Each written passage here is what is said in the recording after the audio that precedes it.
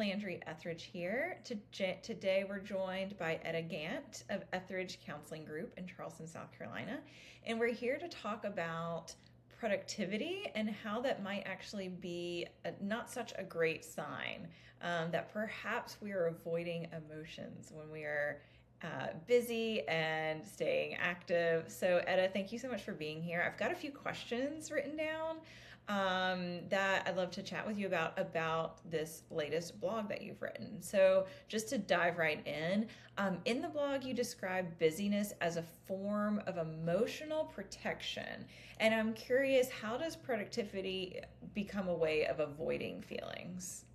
Yeah, so of course, being productive or being busy can just be like normal, healthy parts of human life, but it also can be a form of adaptive coping skill where we like lean into busyness and trying to find be productive about when there's like maybe some emotional overwhelm or uncomfortable emotions or uncertainty that we haven't been dealing with.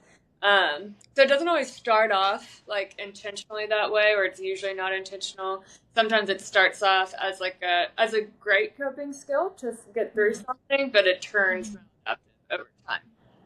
That makes sense. So, what are some signs for anyone listening, kind of reflecting on this question for themselves?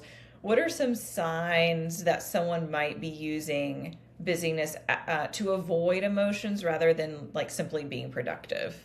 hmm So overfilling your schedule, just like adding stuff on and on and on.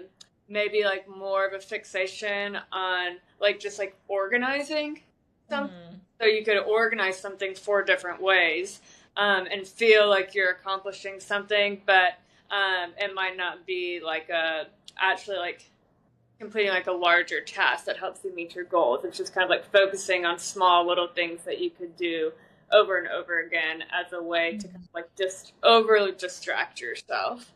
yeah, Um, a lot of sense. You mentioned that like eventually those strategies can stop working. They're not really working as well as they used to. And perhaps, some of the uncomfortable emotions start, popping through the busyness. What does emotional avoidance or why does emotional avoidance often lead to feelings of like exhaustion or burnout?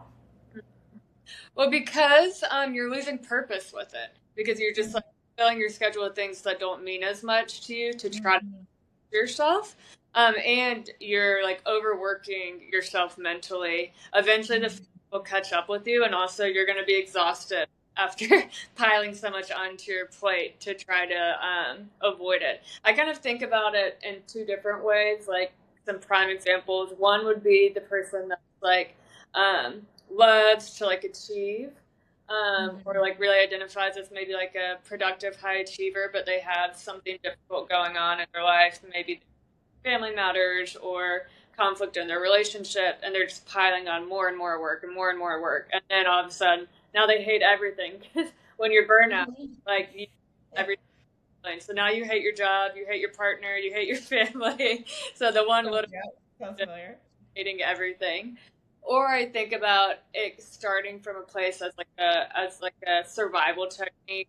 Let's say you a loved one and you're in the midst of like planning a funeral and you just have to get through it. So you just focus on getting the task done, cleaning the dishes at the end of the day, all of the different things. That person, they keep your hands busy, keep your hands busy to try to get through it. Um, Right, right. then the funeral passes or the tasks aren't there anymore to get done, and then the grief like swallows you. Uh, Yeah. so in that case, it started as kind of like a means for survival, which it's totally okay. Um, but then all the emotions catch up to you once the task Right. is out. Yeah. Yeah.